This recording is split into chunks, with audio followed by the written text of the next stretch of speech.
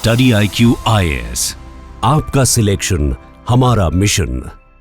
एक high level political meeting, एक छोटा सा टेक्निकल चेंज और 3966 करोड़ का स्कैम तय हो गया। अगस्त 1999 में रक्षा मंत्रालय को नए हेलीकॉप्टरों के लिए एक संशोधित प्रस्ताव सौंपा गया, लेकिन जब परीक्षण शुरू हुआ EH-101 यानी कि अगस्टा 101 को प्रक्रिया से बाहर कर दिया गया। पर असली खेल अब शुरू होने वाला है। चूंकि ये कंडीशन पहले पार्टिसिपेंट्स में सिर्फ एक EC-225 क्वालिफाई कर रहा था, तो दूसरे बड़े फैसले के तहत इस सारी सिचुएशन को सिंगल वेंडर सिचुएशन का नाम देकर टेंडर को रद्द कर दिया गया। पीएमओ ने वो उल्टा चोर कोतवाल को डांटने वाली बात कर दी, यानी अब तक जो खेल तकनीकी चयन का दिख रहा था उसमें मामला कुछ और ही था। इसके बाद सरकार ने 2006 में एक नया टेंडर निकाला। किसी भी डिफेंस डील में एक क्रिटिकल प्रोसेस होता है फील्ड इवैल्यूएशन ट्रायल यानी कि FET। असली धमाका तब हुआ जब ये सामने आया कि अगस्टा वेस्टलैंड का एक्चुअल हेलीकॉप्टर फील्ड ट्रायल्स पास करे बिना ही सेलेक्ट हो गया। इसके बाद 15 मार्च 2013 को डिफेंस मिनिस्टर AK एंटनी ने मीडिया के सामने एक शॉकिंग स्टेटमेंट दिया कि हाँ, इस डील में भ्रष्टाचार हुआ। अब यूके और इटली के अगस्टा फंड से मॉरिशस और बरमुडा की शेल कंपनीज में पैसा भेजा जाता था, जहां से ये पैसा न्यूयॉर्क में स्थित अभिषेक वर्मा से लिंक्ड शेल कंपनी में ट्रांसफर होता था और वहां से ये फंड्स इंडियन पॉलिटिशियंस तक पहुंचाए जाते थे। इस मामले में जो ये गुडियो हास्टिके है, इसके पास से साल 2012 में इटालियन अथॉरिटीज को एक डायरी मिली थी। इन्वेस्टिगेटर्स ने जब इन इनिशियल्स को डिकोड करना शुरू करा तो नए राज सामने आए। AF यानी कि एयरफोर्स, BUR यानी कि ब्यूरोक्रेट्स, POL यानी कि पॉलिटिशियंस, और फिर आया सबसे बड़ा सवाल कि ये फैम कौन है जिसको 15 से 16 मिलियन यूरोस मिले। इन्वेस्टिगेशन एजेंसीज का एक ही शब्द। दोस्तों, 8 नवंबर 2006 रात के करीब 8:30 बज रहे थे। भारत की राजधानी दिल्ली में एक हाई प्रोफाइल मीटिंग चल रही थी, जिसमें प्रेसिडेंट और प्राइम मिनिस्टर जैसे VVIPs के लिए नए हेलीकॉप्टर्स की खरीद को फाइनलाइज किया जाना था। मीटिंग वाले कमरे में टेबल के बीचों बीच एक मोटी फाइल पड़ी थी, जिसके ऊपर लिखा था SQR यानी सर्विस क्वालिटेटिव रिक्वायरमेंट्स। इस फाइल में वो सारे नियम थे जिनके आधार पर यह तय होना था कि कौन सा हेलीकॉप्टर इस डील को जीतेगा। लेकिन डिफेंस मिनिस्ट्री के एक बड़े अधिकारी ने जैसे ही इस फाइल को खोला, उनके ठीक सामने बैठे एक सीनियर ब्यूरोक्रेट ने धीरे से फाइल की तरफ इशारा करते कहा कि ऑल्टीट्यूड रिक्वायरमेंट घटाकर 4500 मीटर कर दो और कैबिन हाइट कम से कम 1.8 मीटर कर दो। अब ये सुनते ही उस अधिकारी ने धीमे से सवाल करा कि सर, पहले की 6000 मीटर की रिक्वायरमेंट को क्यों हटा रहे हैं? और आगे से जवाब आया कि भाई, ऊपर से आदेश है, प्रोसेस को स्मूथ बनाना है। और ठीक उसी पल ये तय हो गया कि ये डील में कौन जीतेगा। एक हाई लेवल पॉलिटिकल मीटिंग, एक छोटा सा टेक्निकल चेंज और 3966 करोड़ का स्कैम तय हो गया था। दोस्तों, ये है Agusta Westland VVIP helicopter scam की कहानी। एक ऐसी डील जो भारत के डिफेंस प्रोक्योरमेंट सिस्टम पे सवाल खड़े करती है। 1999 में कारगिल युद्ध खत्म होने के बाद सरकार और सेना ने जैसे ही अनुभवों से सबक लिया, उनका ध्यान एक अहम मुद्दे पर गया, और वो था VVIP सुरक्षा में इस्तेमाल हो रहा रशियन Mi-8 हेलीकॉप्टर। यह हेलीकॉप्टर 1988 में कमीशन हुआ था और इसकी टोटल टेक्निकल लाइफ 2010 में खत्म होने वाली थी। लेकिन इसमें दो और बड़ी समस्याएं थी। एक, ये ऊंचाई पर नहीं उड़ सकता था और राष्ट्रपति, प्रधानमंत्री और अन्य VVIPs को हिमालय जैसे दुर्गम इलाकों में सुरक्षित ले जाने के लिए नए हेलीकॉप्टरों की आवश्यकता थी। दूसरा, ये रात में उड़ान भरने की क्षमता नहीं रखता था। अब इसके चलते अगस्त 1999 में रक्षा मंत्रालय को नए हेलीकॉप्टरों के लिए एक संशोधित प्रस्ताव सौंपा गया, जिसमें स्पष्ट रूप से बेहतर नेविगेशन, उच्च ऊंचाई पर उड़ान और अधिक आरामदायक कैबिन, 3 मांगे करी गई थी। 2 साल की देरी के बाद फरवरी 2002 में नई ऑपरेशनल रिक्वायरमेंट्स तय की गई।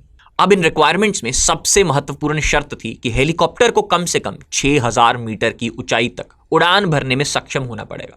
इसके बाद मार्च 2002 में मिनिस्ट्री ऑफ डिफेंस ने 11 अंतर्राष्ट्रीय हेलीकॉप्टर निर्माताओं को टेंडर भेजा, जिसके चलते 4 कंपनियों ने टेंडर का जवाब दिया और 3 हेलीकॉप्टरों को फ्लाइट टेस्ट के लिए चुना गया, जिसमें सबसे पहले रशियन Mi-172 था, दूसरा EC-225 और तीसरा EH-101।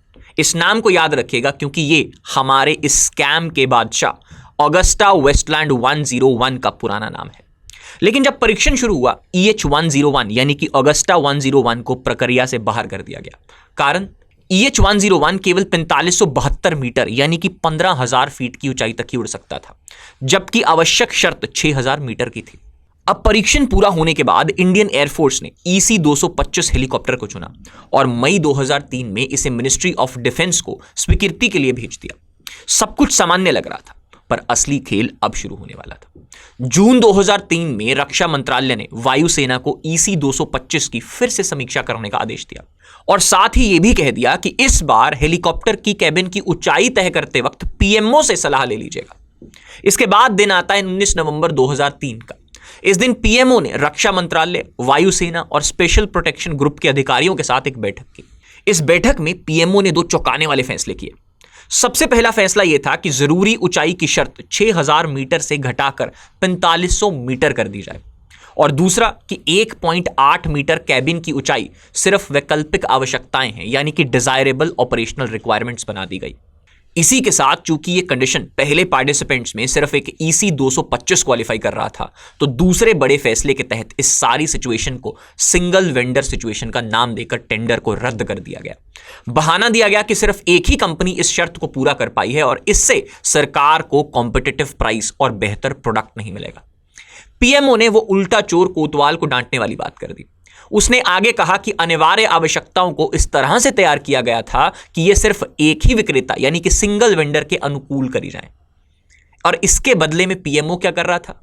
आप भी किसी एक वेंडर के अनुकूल इन शर्तों को बना रहे हो। यानी अब तक जो खेल तकनीकी चयन का दिख रहा था उसमें मामला कुछ और ही था। इसके बाद सरकार ने 2006 में एक नया टेंडर निकाला। ऑगस्टा वेस्टलैंड के हेलीकॉप्टर को क्वालिफाई कराने के लिए एक मास्टर स्ट्रोक चला गया, जिसमें इन्होंने टेंडर को मॉडिफाई कर दिया और शर्त रखी गई कि मिनिमम कैबिन हाइट 1.8 मीटर होनी चाहिए। ये एक स्मॉल सा टेक्निकल चेंज नहीं था, ये एक प्री प्लान्ड स्ट्रैटेजी थी जिसमें ऑगस्टा के कंपटीशन सिकोर स्काई S92 को हटा दिया गया। अगर आप सोच रहे हैं कि यार ये तो बस एक कोइंसिडेंस होगा, तो आगे सुनिए। किसी भी डिफेंस डील में एक क्रिटिकल प्रोसेस होता है फील्ड इवैल्यूएशन ट्रायल, यानी कि FET। इस प्रोसेस में सिलेक्टेड हेलीकॉप्टर्स को भारत के अंदर आना होता है और भारत के अंदर टेस्ट किया जाता है ताकि उनकी रियल कंडीशंस में परफॉर्मेंस देखी जा सके। लेकिन यहां सीन कुछ अलग ही था। फील्ड ट्रायल्स भारत के अंदर नहीं बल्कि फॉरेन लोकेशंस पर किए गए। मगर यह तो सिर्फ शुरुआत थी। असली धमाका तब हुआ जब यह सामने आया कि ऑगस्टा वेस्टलैंड का एक्चुअल हेलीकॉप्टर फील्ड ट्रायल्स पास करे बिना ही सेलेक्ट हो गया। जी हां, एक्चुअल AW101 हेलीकॉप्टर का ट्रायल कभी हुआ ही नहीं, सिर्फ मॉकअप और दूसरे मॉडल्स का ट्रायल किया गया। एक ऐसा हेलीकॉप्टर जो अभी भी डेवलपमेंट फेज में था, उसे बिना किसी प्रॉपर टेस्टिंग के अप्रूव कर दिया गया और फाइनली 2010 में 3966 करोड़ की डील को 4877.5 करोड़ की डील में सेटल किया गया।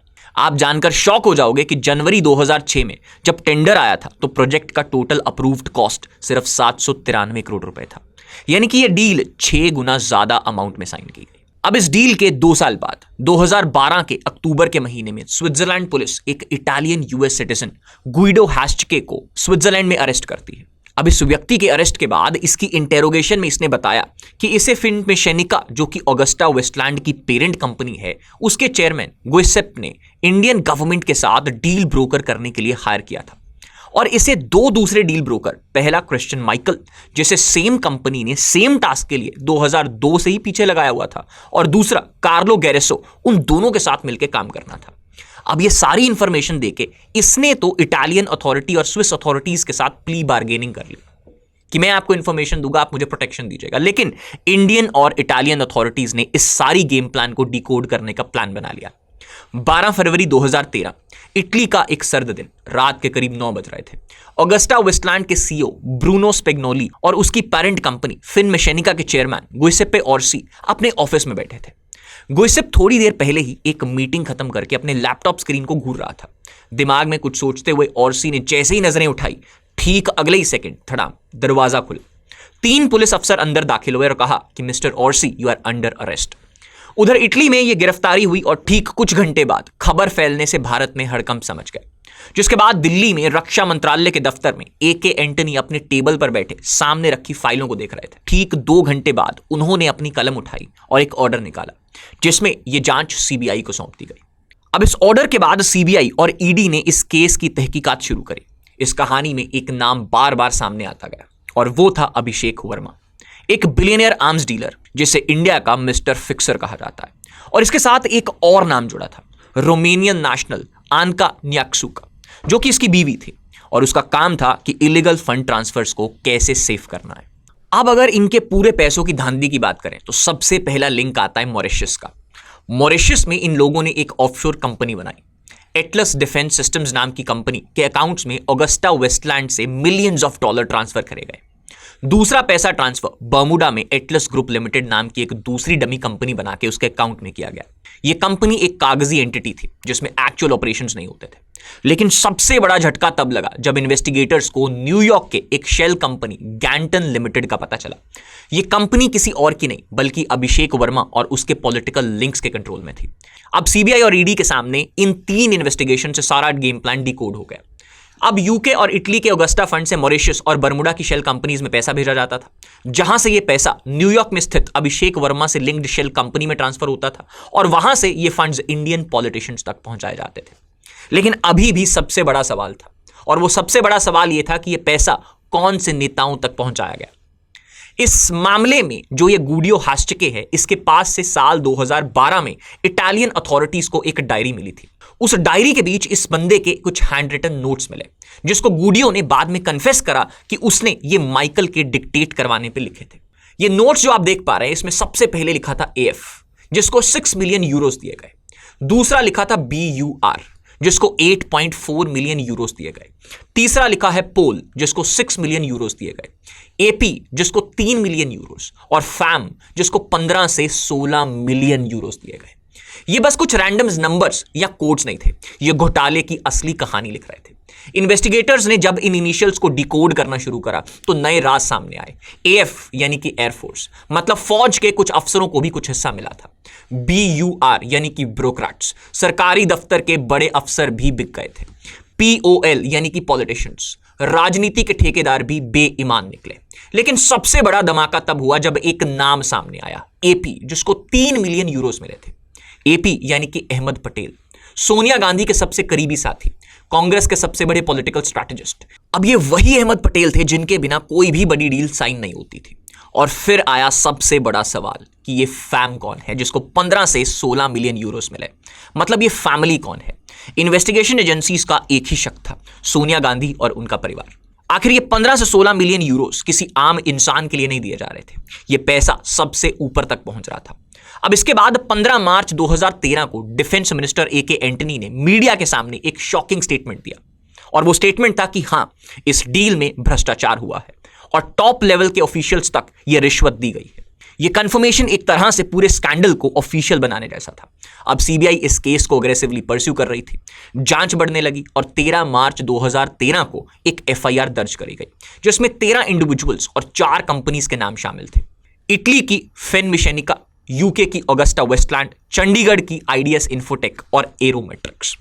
लेकिन जो सबसे शॉकिंग बात थी वो ये थी कि सीबीआई ने इंडिया के पूर्व air force chief air chief marshal SP त्यागी और उनके कुछ रिश्तेदारों को भी इस लिस्ट में शामिल किया। इन्वेस्टिगेशन अपनी पीक पे थी, लेकिन अप्रैल 2017 में एक नया मोड़ आया। सीबीआई स्पेशल कोर्ट के जज अंजू बजाज चंदा ने अभिषेक वर्मा और उसकी वाइफ एनका नेस्कू को सभी आरोपों से रिहा कर दिया। यह डिसीजन एक बहुत बड़ा झटका था, क्योंकि जितने सबूत कोर्ट के सामने रखे गए थे उन्हें इनसफिशिएंट एविडेंस के बेसिस पर रिजेक्ट कर दिया गया। सीबीआई को कहा गया कि उनकी इन्वेस्टिगेशन फ्लॉड है और उनके पास किसी भी टॉप पॉलिटिशियन का डायरेक्ट प्रूफ नहीं है। और यही वो वक्त था जब इटालियन कोर्ट्स ने भी ex-IAF चीफ SP त्यागी को भी क्लीन चिट दी। आप एक एनालॉजी ऑब्जर्व करिए, इधर इंडिया में क्लीन चिट दी जा रही है, साइमल्टेनियस एक प्रोसेस इटली में भी चल रहा है। इसके बाद इंडियन अथॉरिटीज ने क्रिश्चियन माइकल नाम के एक व्यक्ति को वांटेड लिस्ट में डाल दिया। क्रिश्चियन माइकल जेम्स, एक मिडलमैन, एक पावर ब्रोकर, जो सिर्फ डील्स फिक्स नहीं करता था बल्कि पैसा कैसे घुमाया जाएगा इसका भी मास्टर था। इसका काम था वेपन्स और डिफेंस डील्स को सिक्योर करना। अब क्रिश्चियन माइकल ने अपना नेटवर्क भारत से लेके UAE, UK, स्विट्जरलैंड और इटली तक फैला रखा था। अब सीबीआई और ईडी की इन्वेस्टिगेशन में पाया गया कि क्रिश्चियन माइकल ने ऑगस्टा वेस्टलैंड के लिए 360 करोड़ का कमीशन फिक्स किया था, जो डायरेक्टली इंडियन पॉलिटिशियंस और टॉप डिफेंस ऑफिशियल्स तक पहुंचाया गया। उसके पास अपनी 2 सीक्रेट ऑफशोर शेल कंपनीज थी। एक का नाम था global trade and commerce limited London और दूसरी थी ग्लोबल सर्विसेज FZE जो दुबई में थी, जिनके थ्रू ये पैसा ट्रांसफर का काम करता था। मगर एक सबसे बड़ा सवाल अभी भी बाकी था कि भाई किस पॉलिटिशियन ने इस डील के लिए रिश्वत ली। अब जैसे जैसे इन्वेस्टिगेशन आगे बढ़ती रही, भारत सरकार ने सितंबर 2015 में क्रिश्चियन माइकल के against non bailable warrant issue कर दिया। लेकिन तब तक ये माइकल दुबई भाग चुका था। अब इसके बाद सीबीआई और ईडी ने इंटरपोल से रिक्वेस्ट करी कि इस व्यक्ति के खिलाफ रेड कॉर्नर नोटिस इशू किया जाए ताकि क्रिश्चियन माइकल को हम भारत ले आ पाए। अक्टूबर 2015 में इंटरपोल ने यह नोटिस इशू कर दिया, लेकिन तभी एक नया ट्विस्ट आया जिसने सबको हिला के रख दिया। क्रिश्चियन माइकल ने यूके की पार्लियामेंट को अप्रोच कर दिया और कहा कि भारत का red corner notice politically motivated है और उसने अपनी जान को खतरा होने का दावा कर दिया। इसके तुरंत बाद यूए की गवर्नमेंट ने माइकल को प्रोटेक्ट करना शुरू किया, मगर 2018 में मोदी सरकार ने डिप्लोमेटिक लेवल पर जबरदस्त प्रेशर बनाया और दुबई के अंदर एक सीक्रेट ऑपरेशन चलाकर क्रिश्चियन माइकल को अरेस्ट कर लिया। यह कहा जाता है कि इस ऑपरेशन का मास्टर स्ट्रोक अजीत डोवाल थे। ऑपरेशन यूनिकॉर्न के तहत सीबीआई हेड नागेश्वर राव के साथ कोऑर्डिनेट करते हुए इस बंदे को दिसंबर 2018 में ऑफिशियली भारत लाया गया और सीबीआई की कस्टडी में रख दिया गया और यहां पर उसने काफी शॉकिंग बातें एक्सेप्ट करी। सीबीआई की इंटेरोगेशन नोट्स के मुताबिक माइकल बार बार यह कह रहा था कि उसे गारंटी मिली थी कि अगर ऑगस्टा वेस्टलैंड की डील फिक्स हो जाती है तो फ्यूचर में और भी डील्स मिलेंगी, और यह गारंटी किसी और ने नहीं बल्कि भारत की रूलिंग पार्टी के एक बहुत करीबी नेता ने दी थी। लेकिन एक बात आपको यहां पे जान के शॉक लगेगा कि आज तक भी क्रिश्चियन माइकल, जिसको 19 फरवरी को सुप्रीम कोर्ट ने फाइनली बेल दे दी है, उसने किसी भी पॉलिटिकल लीडर का नाम नहीं लिया है। एक शक यह भी जताया जा रहा था कि उसने एपी का नाम लिया, यानी कि अहमद पटेल का, लेकिन उनकी साल 2020 में डेथ हो गई। जब माइकल से पूछा गया कि 360 करोड़ का कमीशन कहां गया, तो उसने सिर्फ एक ही जवाब दिया कि ये तो मेरी सिर्फ सर्विस फीस थी। मगर ईडी ने जब उसके यूए, यूके और स्विस बैंक अकाउंट्स को ट्रेस किया तो उनको एक क्लियर पैटर्न दिखा कि यह पैसा भारत के डिफेंस ऑफिशियल्स और पॉलिटिशियंस तक पहुंचा है। माइकल के दुबई वाले अकाउंट से एक बड़ा ट्रांसफर सुधीर चौधरी नाम के एक मिडलमैन के अकाउंट में किया गया था, जो डायरेक्टली एयरफोर्स और डिफेंस मिनिस्ट्री से लिंक था। लेकिन भारत के अंदर पॉलिटिकल प्रेशर इतना ज्यादा था कि ईडी और सीबीआई अभी तक भी किसी टॉप पॉलिटिशियन के खिलाफ कॉन्क्रीट चार्जेस नहीं फाइल कर पाए। लेकिन कहानी यही नहीं थमती दोस्तों। कहानी के दो किरदार, कंपनीज के मालिक तो अभी बाकी हैं। 2016 मिलान का एक पैक्ड कोर्टरूम, सामने जज का हैमर और दोनों तरफ लॉयर्स की टीम, और बीच में खड़े हैं दो आदमी, गुइसिप ऑर्सी, फिन मैशेनिका का फॉर्मर सीईओ, और ब्रूनो स्पिग्नोलोनी, ऑगस्टा वेस्टलैंड का फॉर्मर हेड। जज ने इन्हें 4 साल की प्रिजन फॉर करप्शन का फैसला सुनाया। यह फैसला भारत की तरफ से एक बड़ी जीत माना जा रहा था, मगर सिर्फ 2 साल बाद यह पूरा केस एक नए मोड़ पे आ गया। जहां 2016 में इनको 4 साल की सजा सुनाई गई थी, 2 साल बाद इटली की सुप्रीम कोर्ट ने इस कन्विक्शन को कैंसिल कर दिया और एक रीट्रायल ऑर्डर दे दिया। फिर से ट्रेंड नोटिस करिए, 16, 17, 18 कितने लोग जिनको कॉन्विक्ट करा जा रहा था उनको बरी करा जा रहा है। फिर जनवरी 2018 में मिलान की कोर्ट ऑफ अपील्स ने गुइसिप ऑर्सी और स्पिग्नोलोनी को सभी आरोपों से रिहा कर दिया और इस फैसले ने सवाल खड़े कर दिए कि यह स्कैम सिर्फ भारत तक सीमित नहीं था। क्या इटली की सरकार भी किसी बड़े प्रेशर में थी? और सबसे बड़ा सवाल था कि जो लोग कन्विक्टेड थे वो क्लीन चिट कैसे ले गए। जैसे इन्हीं प्रोसीडिंग्स में इटली की कोर्ट ने कुछ ऐसे पेपर्स रिलीज किए जिसमें लिखा था कि Indian political leaders and bureaucrats were bribed to fix the deal. और सबसे पहले 2012 में जब उस व्यक्ति को, जो सबसे पहला डील ब्रोकर था, उसको पकड़ा गया था, तो उसके कोर्ट कन्फेशंस में अगर आप ये डॉक्यूमेंट देख पा रहे हो तो उसने इन सब व्यक्तियों की शिनाख्ती करी थी। लेकिन हैरानी की बात यह है कि आज तक इस डील में सिर्फ क्रिश्चियन माइकल, जिसको भी 19 फरवरी को बेल मिल गई है, उसके बिना किसी का नाम अभी तक प्रूव नहीं हो पाया। देखिए, अगर हम इसको सीबीआई और ईडी के लेवल पर देखें तो ये एक बड़ी जीत थी। भारत की इन्वेस्टिगेशन एजेंसीज ने बहुत अच्छा काम करा, मगर सवाल यह था कि इंडियन कोर्ट्स इस केस को कैसे हैंडल करेंगे। 2017 में SP Tyagi arrested but no conviction. दिसंबर 2016 में सीबीआई ने ex IAF chief SP Tyagi को अरेस्ट किया था, मगर कोर्ट ने 3 हफ्ते बाद बेल दे दी। सीबीआई ने कहा कि त्यागी ने हेलीकॉप्टर डील फाइनलाइज होने से पहले टेक्निकल स्पेसिफिकेशंस चेंज करने के लिए प्रेशर डाला था, जहां से हमने आज की कहानी की शुरुआत करी थी। लेकिन कोर्ट ने कहा कि सीबीआई के पास सॉलिड प्रूफ नहीं है जो रिश्वत लेने का सीधा संबंध दिखाते हो। लेकिन कहा जाता है कि इनके ही भाई संजीव त्यागी ने दिल्ली के कनॉट प्लेस के एक कैफे में बैठकर इस डील को, इस ब्रोकर्ड डील को जिसमें रिश्वत दी जानी थी, उसको फाइनलाइज किया था। अब इसके बाद बीच बीच में छोटे छोटे स्किर्मिशेस होते रहे। जैसे 2016 में बीजेपी लीडर सुब्रमण्यम स्वामी ने राज्यसभा में एक स्टेटमेंट दिया था कि सोनिया गांधी और उनके फैमिली इस स्कैम की मास्टरमाइंड थे, क्रिश्चियन माइकल का काम सिर्फ कमीशन डिस्ट्रीब्यूट करना था। लेकिन कोर्ट में यह प्रूव नहीं हो पाया। कांग्रेस ने बीजेपी के आरोपों को वेंडेटा पॉलिटिक्स का नाम दिया। साल 2019 में भी सुप्रीम कोर्ट ने इंक्वायरी मॉनिटर करने से मना कर दिया और तब से लेकर साल 2025 तक यह केस ऐसे ही चलता आया। अब 3 दिन पहले यानी कि 19 फरवरी को क्रिश्चियन माइकल के ऊपर इस सीबीआई केस में सुप्रीम कोर्ट ने क्रिश्चियन माइकल को फाइनली बेल भी दे दी है। तो दोस्तों ये था ऑगस्टा वेस्टलैंड स्कैम, एक ऐसा घोटाला जो 3966 करोड़ से लेके 4877.5 करोड़ तक आर्टिफिशियली इन्फ्लेट किया गया। इसमें पैसा Italy, UK, UAE, Switzerland, Mauritius जैसे टैक्स हेवेंस के थ्रू भारत के पॉलिटिशियंस तक पहुंचाया गया। और सबसे शॉकिंग बात यह थी कि स्कैम कंफर्म होने के बावजूद भारत का कोई भी टॉप पॉलिटिकल लीडर अभी तक कॉन्विक्ट नहीं हुआ है। सवाल यह है कि क्या यह सिर्फ एक कॉन्ट्रैक्ट स्कैम था या एक बिगर सिस्टमैटिक फेलियर जो भारत के डिफेंस प्रोक्योरमेंट सिस्टम को एक्सपोज करता है। दरअसल दोस्तों ऑगस्टा वेस्टलैंड स्कैम सिर्फ एक डील का स्कैम नहीं था, यह भारत के डिफेंस प्रोक्योरमेंट सिस्टम का एक आईना था जो दिखाता है कि कैसे political and corporate interest national security से ऊपर रखे जाते हैं। आज भी भारत मिलिट्री हार्डवेयर के लिए कई फॉरेन वेंडर्स पे डिपेंडेंट है। क्या फ्यूचर में ऐसे स्कैम्स दोबारा होंगे? क्या भारत अपनी डिफेंस प्रोक्योरमेंट पॉलिसीज को करप्शन प्रूफ बना सकता है? डेफिनेटली हमने इन कंपनीज का नाम, अगर आप ये लिस्ट देख पा रहे हो तो हमने इनको डिबार कर दिया है, लेकिन क्या भारत अपनी डिफेंस प्रोक्योरमेंट पॉलिसीज को करप्शन प्रूफ बना पाएगा? या फिर ऐसे स्कैम्स हमें हमेशा एक पॉलिटिकल इशू बनाकर असली दोषों तक कभी पहुंचने ही नहीं देंगे। अब दोस्तों ये था ऑगस्टा वेस्टलैंड स्कैम। अब इसको जानकर आपके इसके बारे में क्या विचार हैं? सरकार को इसके बारे में क्या करना चाहिए? हमें कमेंट्स में जरूर बताइएगा। जल्द ही मिलते हैं अगली वीडियो के साथ। अगर आप कोई और टॉपिक पे वीडियो चाहते हैं तो हमें कमेंट सेक्शन में जरूर बताइएगा। Will research about it and will bring the document. Thank you so much. See you guys in the next one. Study IQ IAS, आपका सिलेक्शन हमारा मिशन।